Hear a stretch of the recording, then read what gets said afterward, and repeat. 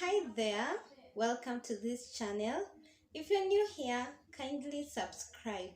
My name is Phyllis Murugi. You can watch my other videos, give them a thumbs up, and don't forget to share them with your friends. Now, if you're the kind of person that likes carrying the weight of the world on your shoulders, or maybe you are those kind of people who blame themselves for every small wrong things that happens in the world, then this video is for you. This video is here to remind yourself not to be too hard on yourself. It is here to remind you to show yourself some grace. Yeah. Sometimes in life we tend to be so harsh on ourselves, maybe for very small things or even big things. We tend to be so hard on ourselves. We take things to our hearts, things that are very small, very minute. For instance, let's take a case like of someone who is schooling. Yeah, so sometimes we set the bar too high. You put your goals too high, and I'm not saying that aiming high is bad. It's good actually. For me, I think average sucks. Average just sucks.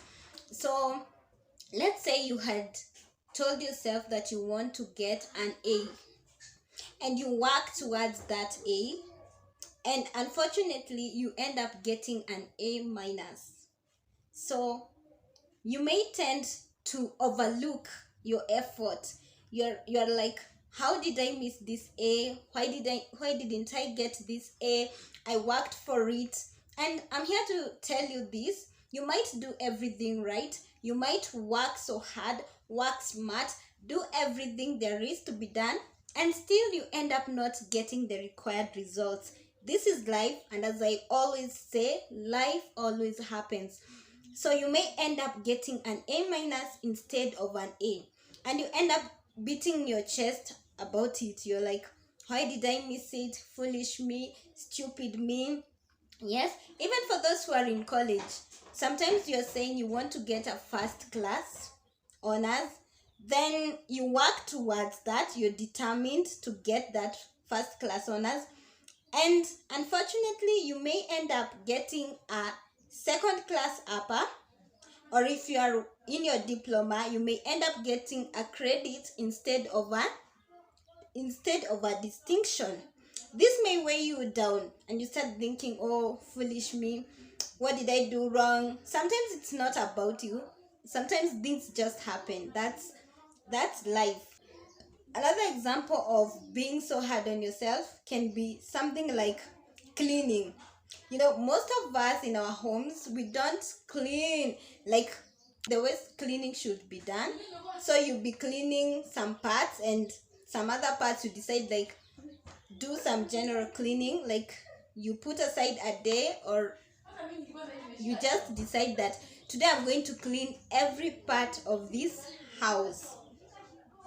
And after cleaning, you can clean, scrub, and then after cleaning and you're starting to feel important, you're starting to pat yourself on the back and you're saying, wow, I did a good job, only for you to see like a dirty spot, and you're like, wow, how did I miss this one? Now if you can allow that tiny spot to weigh you down, you're like, how did I miss this? Why didn't I see?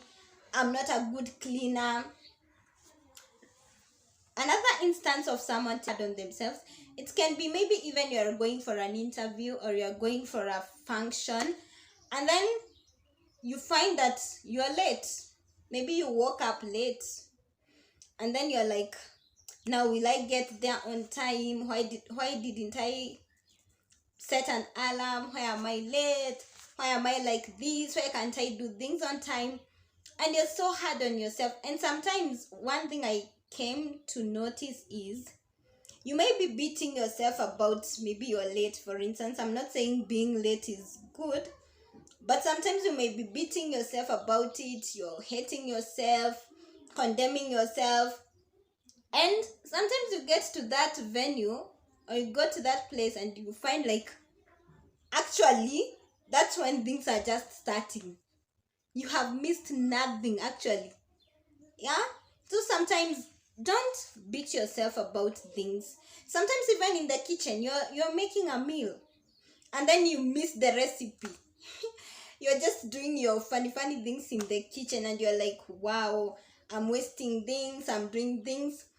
I'm here to remind you that you can choose a different perspective to look at things. Yeah, sometimes you can play along with your ingredients. Yes, play along, mix whatever, do whatever. Sometimes it has happened to me some time back. You're cooking something and then you miss the recipe completely and you're thinking, wow, what is this that I'm cooking?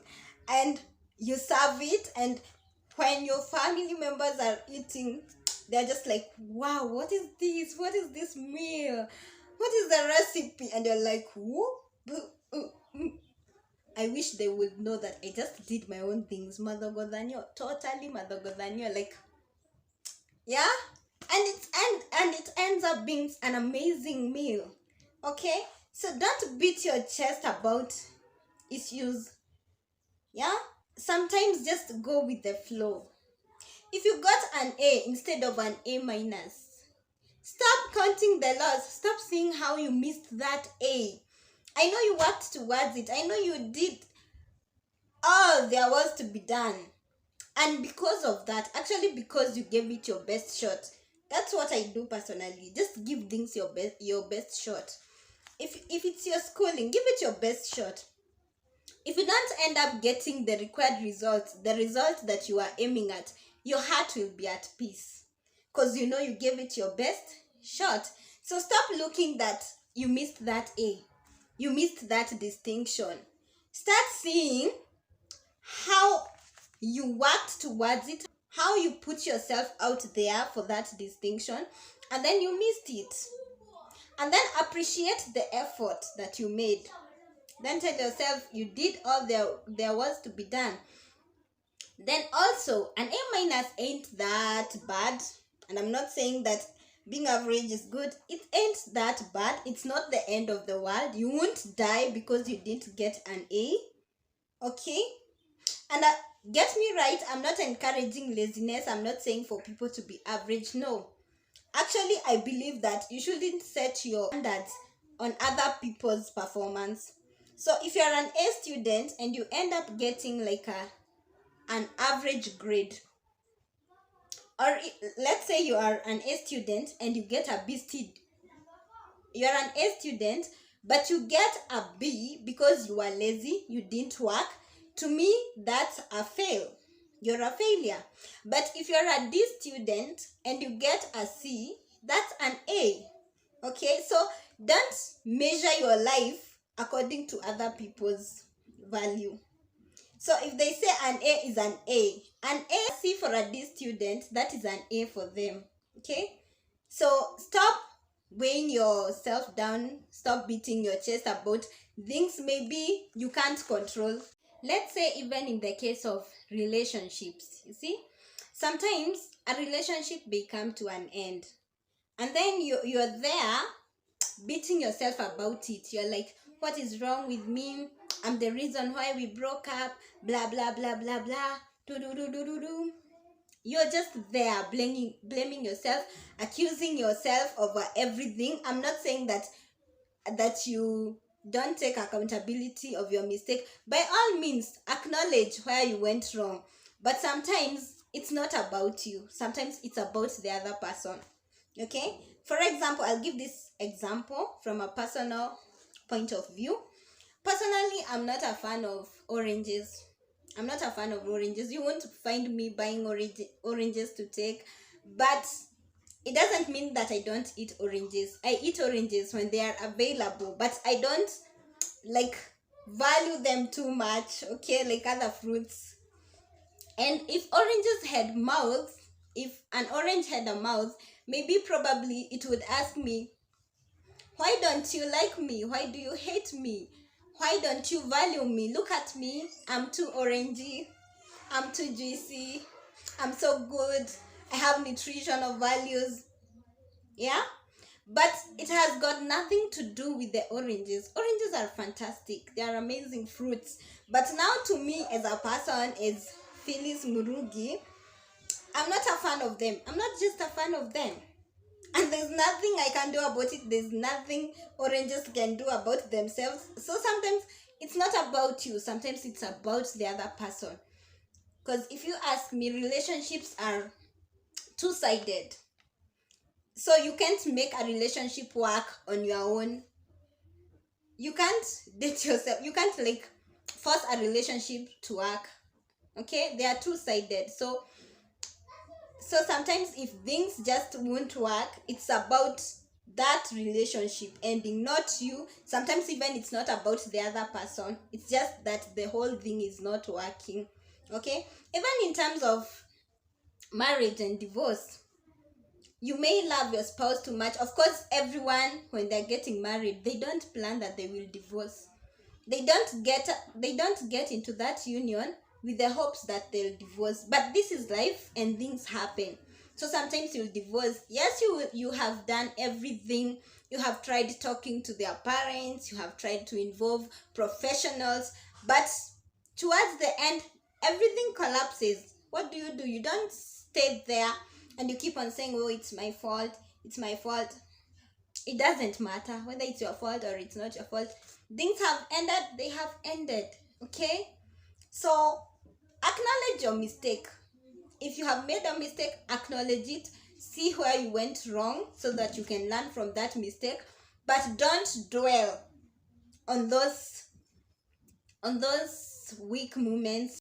Why am I discouraging you from focusing on your losses and your failures? Because they aren't good for you. They will blur your vision. You won't be able to walk into the next opportunity. Okay? Don't stay there mourning and beating your chest about things that didn't happen. You're like, I missed this great opportunity. If I had done this, no. Whenever you have an opportunity to do something, take it from me and it will ease your conscience. Give it your best shot. Put yourself there. Put yourself out there. Give it all that you have, your strength. Give it your best shot so that if it doesn't work, your conscience will be at ease. You'll be like, wow, I gave it my best shot. It did not work. So I move on to the next opportunity. Okay? Yes, don't be so hard on yourself. Oh, life is hard on its own, by the way. Life, it's hard on its own. So if you become hard on yourself, I don't know how you'll survive, by the way. I don't know how you'll survive. So don't be too hard on yourself. So there's this lady I met and we started talking. But then I just love talking to people. I don't know what's wrong with me. I don't know what's right with me. Maybe it's right, maybe it's wrong. I don't know, but I love people. I love talking to people. And as we were talking with this lady, we were talking about general topics. The weather, today it's sunny, I don't know what, anything and nothing and everything there is to talk about. We were just talking. And all of a sudden, from nowhere, she just started talking about how she got pregnant at 11, how, I don't know, so many stuff. And by the look of things, the way she was narrating her story, I could feel like she was telling it from a condemning point of view. Like she was so hard on herself, like saying this, saying that. And I was like, wow. So why are you explaining yourself to me? In the first place, let's get this right. Who am I to you?